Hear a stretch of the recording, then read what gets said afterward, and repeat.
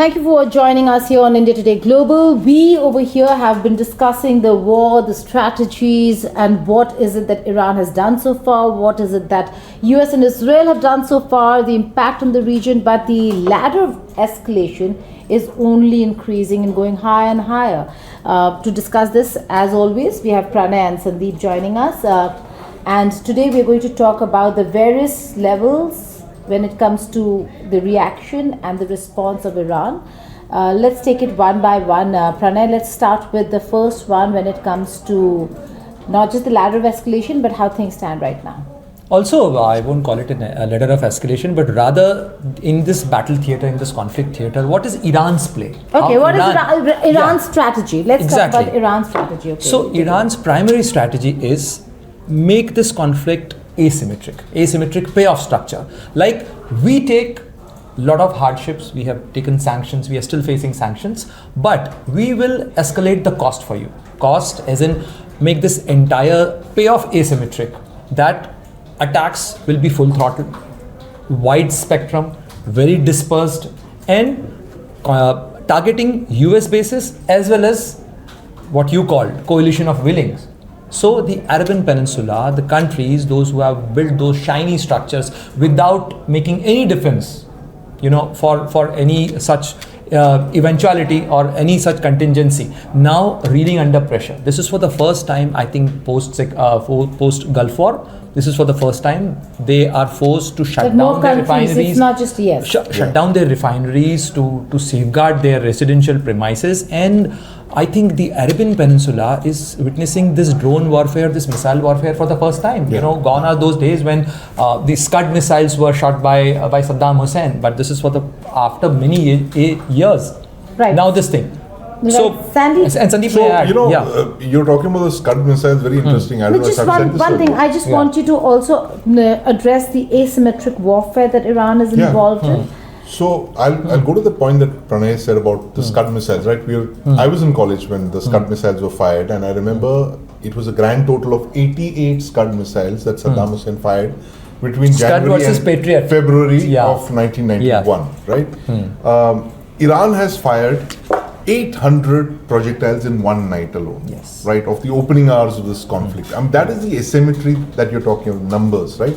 So, in a sense, Iran and the regime have done more than Saddam Hussein could ever imagine, right?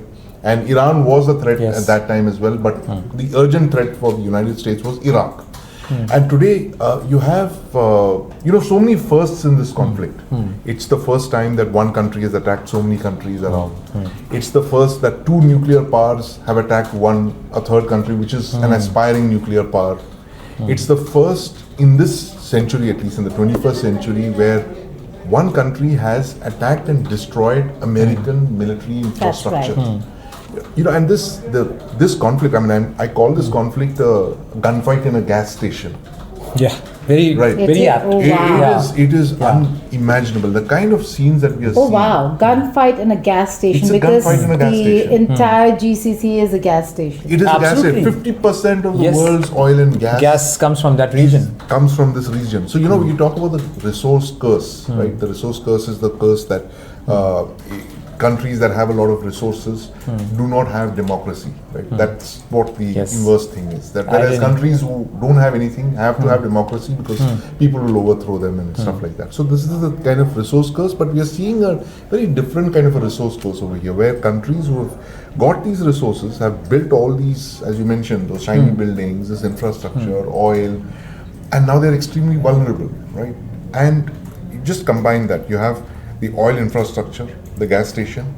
You have missile batteries located around that, your gas stations, which is your CENTCOM bases, the largest network of bases, overseas bases owned by any country, anywhere in the world. That's the US base, about a dozen bases in all the GCC countries. And you have Iran, which has pioneered this new form of warfare, using drones and cruise missiles and ballistic missiles. And which is fighting, you can I think this is the biggest missile battle, missile conflict in history. Yes, it's never happened. Okay, we'll go to the second one, but just because you said it, I have to ask you. Pete Hegseth today said that Iran's stock is depleted. Yes. And that they're firing far lesser than they were on day one. Yeah.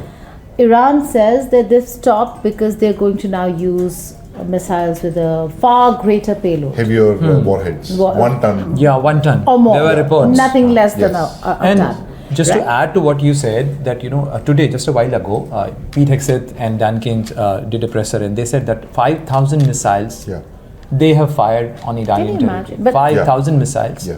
And Pete Hegseth, as Yeah. he boasts always, he said that tonight they are going to pound Iran like They said that did 2 days never ago before. also, and Trump said Yeah. it This is yesterday. But really then dangerous. that's very This is What he dangerous. said. But this because there's something called the smart munitions trap. A scholar called Robert Pape has come out with this theory called the smart munitions trap, where he says that smart munitions, because they're so smart, they're so accurate, they lead to an illusion of invincibility. And numbers. The numbers that he Yes. said, 5,000. We've hit 5,000 targets. We've hit 10,000 targets. We've flattened the Iranian Navy. This leads to you to draw the wrong conclusions. Yes. Exactly. You're gaming it in wrong. Vietnam, right? Yes. Vietnam, the biggest problem the US faced was that they started toting up So body didn't counts. it go wrong in Minab, that school? Well, of course, Did there. It did. But Yeah. And just he's to- still I'll answering just and he finish does this not have point. an answer. Please, This go thing ahead. of the munitions trap is the same as the body count trap in Vietnam. The US believed right till the end they were winning the Vietnam War Yes. because they were killing more Vietnamese, Vietcom and North Vietnamese Army, NVAs, right? This is the same trap they're falling into because you think that I have hit him with Destroyed, yes. 5,000, he has only fired 500, therefore I'm winning this war. This leads you to very scary conclusions, and this is only going to lead to what I would call the TNW trap, the tactical nuclear weapons trap. Because Yes. once you realize that, oh, my smart munitions aren't working, let me go to the next level. Yes. TNW, and that is Donald Trump's gift to the United States strategic community. He made it okay for them to have tactical nukes, something that American presidents George Bush and all had phased out of the arsenal in '91, right? At the fag end of the Cold War, they phased out all their TNWs. Trump brought them back, and he's famously said that, "What's the use of having nukes if you can't use them?" And this entire thing of TNWs came in, and you have someone like the UN Secretary General Antonio Yes. Guterres 3 years back saying that these are the most destabilizing and dangerous Yes. weapons, tactical weapons, because tactical weapons leads people to believe, oh, I can use it on the No, battlefield. because they think Yeah. it is confined Yes, to, but it is exactly. not. There is nothing like there's a tactical nothing. weapon. Oh, yes. Every tactical weapon is a strategic weapon. Yes. There And is- unfortunately, if you see these three important players, United States, Israel, and Iran, Yeah. everyone thinks, matlab, if there is a threat, of a face loss, Yeah. if a threat of anything of that magnitude, President Donald Trump, as you mentioned about the tactical nuclear weapon, he can use if the magnitude of loss goes beyond a threshold. Israel is perpetually in a Yeah. battle of existence. So they think that they have a Samson theory. Yes. And for Iran, it's their existential. They're fighting till death. Yeah. So they know that this is existential, and we are in such a very such a difficult situation that who can go off limit, whose threshold is what, we can't say for sure. Also, Yeah, more so it's a importantly, very Sandy, dangerous the fact, situation. the It's fact a very- that the fact that Americans have used that many bombs or Yeah. that many missiles, and Iran does not make it less strategic. Look where Iran has hit. Look what Iran has hit. Yeah. Look at the precision with which Iran has hit. Yes. Just before we were starting this conversation, we were just, guessing what the backroom conversations in the the Trump same point was, administration looks like today. Yeah. And just a glimpse of that, Sandy, doesn't seem like this is actually going Trump's way, because It's not going to plan. it's not going to plan, because Yeah. he must now be asking his team. You said, and Pranay was saying that you said that people are going to come into the streets of Iran and topple the regime. Not And that happening. didn't happen. Yeah, no one there. it There's didn't no one out there. See, But wars are- General Kane said, he was also asked the same, was asked about the same question, and he said that, look, they are also fighting. I respect that, and we are also evolving. They are also evolving.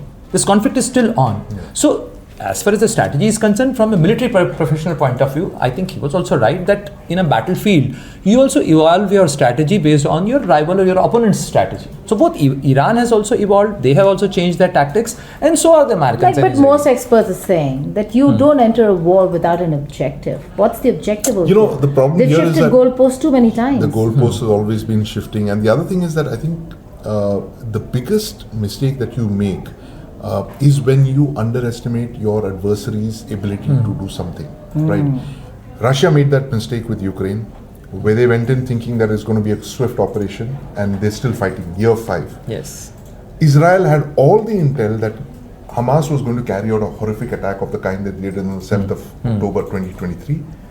They ignored it, and you know what happened? Yes. We are still seeing that after the fallout effects of that war. Ah. That is in Iran, right? Exactly. Here, 28th of Feb, the United States and Israel went into Iran thinking that the Iranian regime would fold if we bombed them decapitated the regime. The Iranians had already prepared for this with their mosaic strategy. Always, they've been prepared for a very long time. So how do you make such, military plans? But when the you don't the bring in binary, agency Sandeep, of the adversary? the binary they created, it's like the axis of resistance versus the axis of Coalition of the willing. coalition of willing. Right. They called it, President George Bush called them the axis of evil. Yeah. In That was back 2002. then. Back then, And then you 2002. realize that no, but that, they no that, longer- that narrative still continues in the United States. In the See, US, In yes. the US, if you see, there is a support for President Donald Trump to take action against Iran. People are supportive of his action, but not the means of his action, the way he is carrying out this conflict. People are uncomfortable without the there fact. are people There who are people who are willing, supporting these There sanctions. are Iranians who outside who are actually supporting this. They're saying it's okay. Exactly. It's okay. We just want the regime gone because Yes. they've suffered at the Yeah, hands but of the regime. these are exactly. These are yes. Yeah, They've there's a suffered reason at the they're there. hands. But- And even within Iran, there are people. I spoke to a woman, and this was before the war, and she said, "I'm okay. I'm okay, even if America attacks. Yes. I'm okay. I want Yes. the regime gone." That's how. sounds weird, That's how but yes. extreme the position is.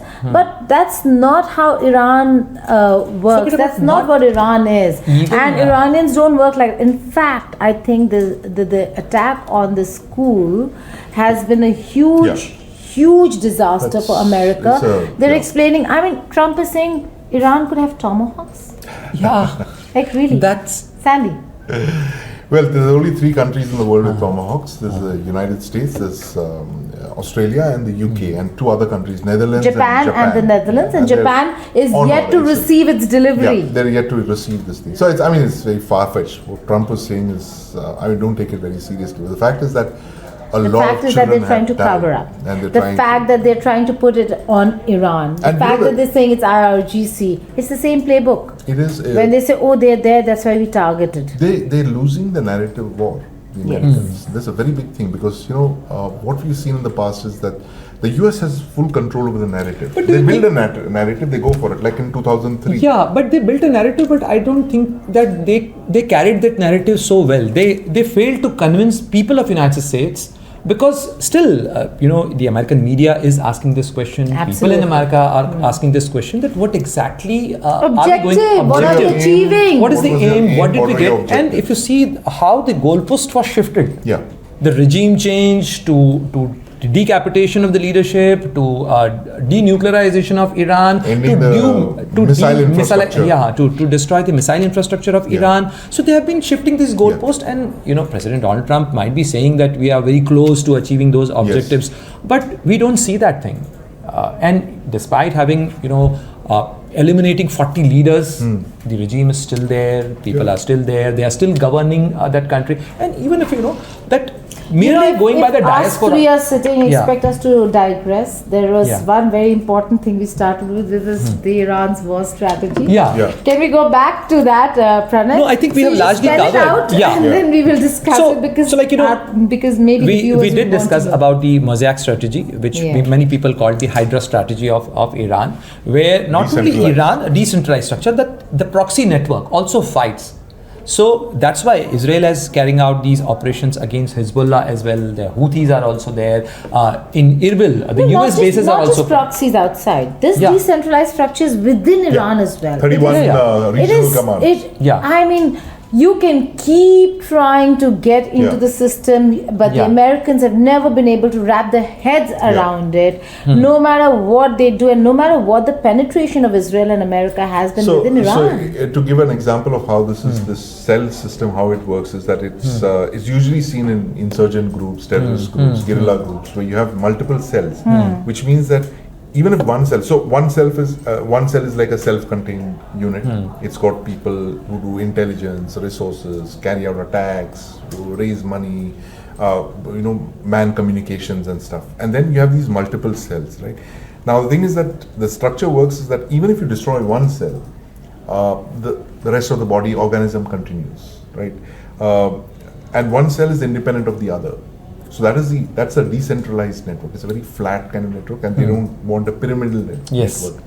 This pyramidal network is what they try to target, thinking that if they decapitate it, the whole regime would collapse because it's a dictatorship. It's very top-down approach. And I think they went by their old playbook. They did in Libya, they did in Iraq, they did in other countries. Chaos. The country breaks up. All of that. And in Iran, so you remove a leader, then there is a chaos, and then the new leadership will emerge. I would think Pranay, the long-term forecast for Iran would be the kind of pressure on Iran to precisely create the kind of conditions that you've seen in Syria, in Libya, in the horrible Iraq, outcome for this in conflict would be a splintered country. Exactly, a splintered country or an internal civil war if they would be using Kurdish. It is quite possible. It depends on how you're able to, how the external forces are able to weaponize internal dissension, the Kurdish people, the Baluchi. And Geeta, as we were discussing other day as well, that Iran is also not a monolithic structure. You have different identities within Iran. And like any society, people have their competing aspirations, people have their competing interests. There are regional differences as well. Because if you see the topography of Iran that's true, it's a very diverse topography. Because that will lead to look, instability in the region. No, Iranian regime has also put up the facade that they are very strong, they are very robust.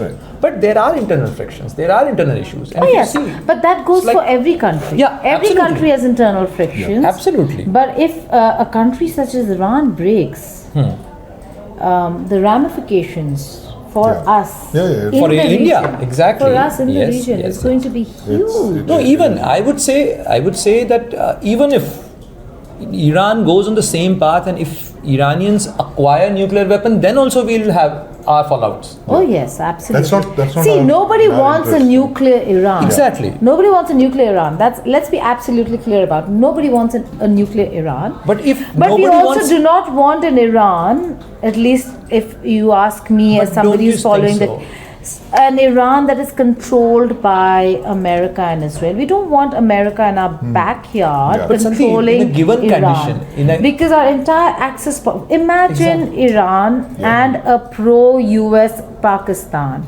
Our access to the whole of Central Asia, to Afghanistan, in one sweep is snapped. Yes.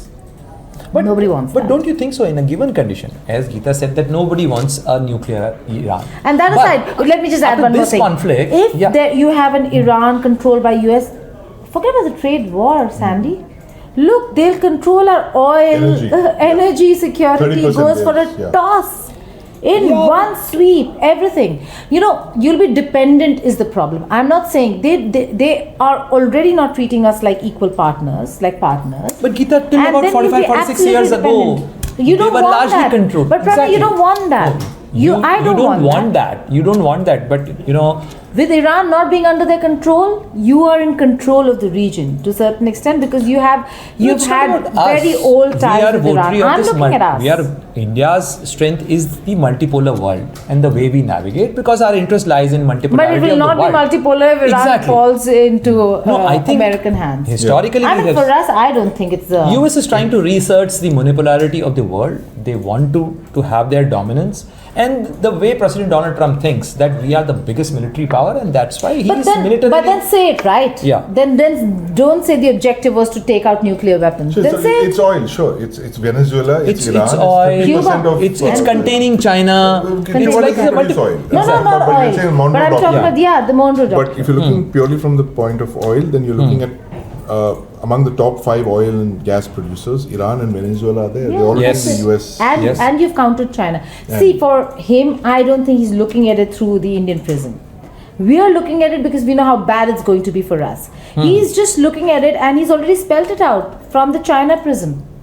This is to counter China, but who's going to face a massive, who's going to be more injured in all of this is India. China will still find Russia and because we are dependent on America. America is forcing us not to buy Russian oil, now giving us a temporary waiver of 30 days. Come on. Come on, really.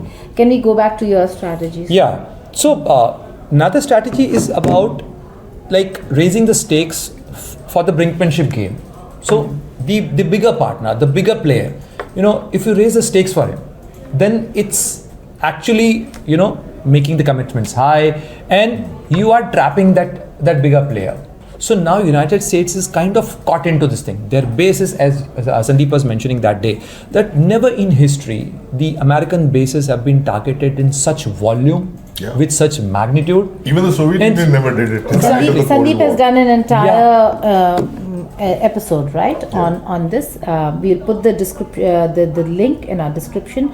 Please watch it. It's a must watch. Yeah, and after that, the nuclear threshold Sandeep has mentioned, and in fact, there is a fear, there is a concern, and that's why everyone is trying to do a backchannel diplomacy with either Americans, since people have many leads and many contacts in America. So that's why everyone is trying to reach out to America. No one is that reaching out to Israel for stopping this conflict, because they know world know their position. Netanyahu was hell-bent. Yeah, so Netanyahu's position is well defined, but in America you have many leverages, you have many contact points. So that's why everyone is reaching out to Washington DC and trying to convince the DC.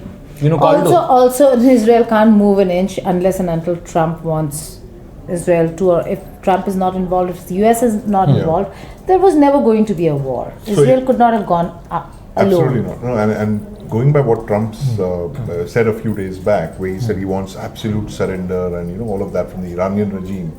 Now, there's never been a case in history of air power winning, without boots on the ground, right? Yes. That's what everyone thinks. Yes, everyone. Right? What about 1945? What happened in Japan? Oh yes. The culmination of the strategic bombing campaign against Germany and Japan was Hiroshima and Nagasaki, where the US had the option of deploying boots on the ground through Operation Downfall. Yes. But the casualty figures they were looking at was 1 million people dead, right, on both sides. They said this is a better thing. Drop 2 bombs, Hiroshima, Nagasaki. But Japan again and is Japan not. surrendered. But Japan is not Iran, right? You do not have the structure More so- that Iran well, no, has. forget about- Let me- Japan was I'll like just in spell one- it out. This one analogy, speed, one the government, intention one was not the leader. regime change, to make them surrender. Surrender, exactly. Surrender. So Yes. Japan surrendered, and as the There's- history Look at goes, the they became circumstances. allied. Look at the Continuity. circumstances between Japan and of 1945 and Iran of 2026. 1945, Japan, the overseas empire has collapsed. Right? Yes. The empire of Japan has collapsed. It's now just the Japanese on the home islands. There's no air force. There's no navy.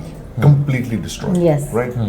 B-2 bombers or B-29s are flying day, night, doing whatever they want, which is why the B-29s of Hiroshima and Nagasaki, which flew those bombing missions, didn't have fighter escorts. Oh. They flew Without escorts. without escorts. They without flew escorts. and they could do whatever they wanted. And So the complete idea was dominance of the complete air dominance, air- sea dominance, and finally it was the last thing was these B-29s dropping those bombs, destroying, killing 250,000 Japanese in both cities. Right now, if you want a certain similar kind of thing over here, you will have to start. That's my big fear. God people forbid, say- Sandeep, but Yes. if we You're looking end at up escalation repeating then. the 1945, But not honestly. I'm guessing. This is just Yeah. hypothetical scenarios, right? I do scenarios. I love doing scenario building. I'm looking at it as signaling, right? You will first start with a tactical nuke on a desert. You will explode that. Tell the Iranians to surrender. The Iranians don't surrender. You drop a heavier weapon. You are saying they're going to use tactical nukes? Tactical nukes. what's the problem with tactical news? Why do people have such an issue with tactical news? Why is the United Nations Secretary General so worried about it? It's just because you're calling it nuclear weapons are actually strategic weapons. They're meant to be here, right? Never to be used. Now, calling them tactical nukes, you're lowering the threshold for use. Yes. You're making it very attractive for conventional war fighting. Oh, it's just a big bomb. I dropped my... and it's confined to space, it's not... it's just confined over here. And the idea is that you drop, it's nuclear, and you do that to break the will of the regime, and you try trying to break the taboo. Absolutely. You not only break the taboo, but you break the will of the regime to resist, and you say that, look, the next bomb is going to come on your cities and stuff like that. You never know, this goes out of control. That's exactly, wars can never be predicted, because you have some crazy people at the helm at the end of the day. And that's exactly the kind of fears that I have for 2026. And that's the reason I keep saying it is important for Trump to take that win, take that off-ramp, declare victory, exit. Because the longer this war continues, the more dangerous will the option. He's absolutely right, because Trump can make anything look like his victory at that moment, declare it and move on. Yeah, so Blinken was smart, right? Yeah. Blinken a couple of days back said, listen, if we're getting into very dangerous territory, take the win, take the off-ramp, say you've killed Khamenei. Exactly. You've achieved, eliminated and move on. We move on. Yes. I mean, that was his moment, but I think he's moved past that moment. I think this is a very challenging situation for Mujtaba Khamenei as well. Yeah. He has a chance as well. If he reach out, if he navigates this space, then probably he might be having an acceptance within Iran as well. Whatever he deals or whatever compromise he's a hard line. But look, as Sandeep was mentioning, that hardening of position leads to a very dangerous situation. Yeah. And we are entering into a very difficult and a dangerous territory, because if you know President Donald Trump, that he is a person with a very big ego, so he will not back down, he will not take a hit, and he has the mightier US military. So what do you say? If Iran does anything that stops the flow of oil within the Straits of Hormuz, they will be hit by the United States of America 20 times harder than they have been hit thus far. So that's tactical. So either it's tactical or it's that bomber fleet that's amassed in the UK, right? There's a whole about a dozen bombers. But today in an interview, Trump also said that I'm being told that Iran badly wants to talk to me, and if they want, I'm willing to talk. But Iran has rejected those claims. Yeah? Right. They've already said that we don't want talks. So now Iran is also weighing in. I think there is a Russia-China piece over here. We are not putting it together because the conversations are on. There is a back channel that is opened up, but too early. But there is a back channel that is opened up because the Chinese envoy in the Arab Peninsula is not for nothing. There's a special envoy who's doing the rounds, who's meeting everybody. Everybody's asking for an off-ramp. Iran does not have to ask for it, which means because they're doing Iran's bidding. They are talking to America, they're talking to China. Russia has already objected. So there is, I think, diplomacy is being given a very quiet chance through back channel. So let's see if that really works out, because there is a moment over there where Trump will have to pause and breathe. And like we were discussing earlier, that all the things that he wanted or he was told would happen really have not happened. Whether it is people coming to the streets toppling the regime, or whether it is them blowing the daylights out of Iran and therefore Iran being left with nothing. They have not been able to, they've not managed to locate all the mobile launches. Yeah, there are 100 of them. So if they've not done that and they've not immobilized Iran, Iran is fighting and hitting back at allies. And before we do anything else, the last thing is, and I want your views on it, is that the entire narrative, and we've done an entire piece on it, the entire narrative of America post World War II itself has been the fact that it's a net security provider to the Arab world. It just seems like all these bases over here were not providing security to the Arab world, they were there only for Israel. Your thoughts and your thoughts. A minute each, because we need to wrap. My thought is that I consider this conflict as a Berlin Wall moment. This is going to change the landscape of the Arabian Peninsula. Right. Because many things have changed. And even US may have to go for reassuring this territory if they want to keep their commitment in the region, and they have to assure these Arab partners that they are not going to go this path again, because if United States sides entirely with the Israelis, then this is going to lead to these consequences only. I think it's a good point you made, Pranay, and I kind of agree with that, because I think the cracks have already started to appear in this wall, this CENTCOM wall that was built up here on the GCC countries, and the fact that they have been this wall itself has been under attack. These bases have been breached. They've destroyed radars. They've literally converted that into a free fire zone, right? And a free fire zone is a zone where you can't resupply, restock, rearm, position your personnel or your fighter jets and all. That entire area will have to be cleared out, right? They will have to, because I think the Iranians were smarter in the way warfare has changed, war fighting has changed. The Americans kept fighting the old playbook. The Iranians changed the playbook. They drew the lessons from Russia, Ukraine. They implemented it here, and I think it's a turning point in the history of the Gulf, whichever way you look at it. It's one of those great 79, 2003 moments, and I think 2026 is going to be that turning point. Absolutely, a turning point indeed. We'll keep coming back to you with more of such conversations that focus on what is happening in the Iran-Israel-US war, the strategies and the ramifications. Thank you for watching for now.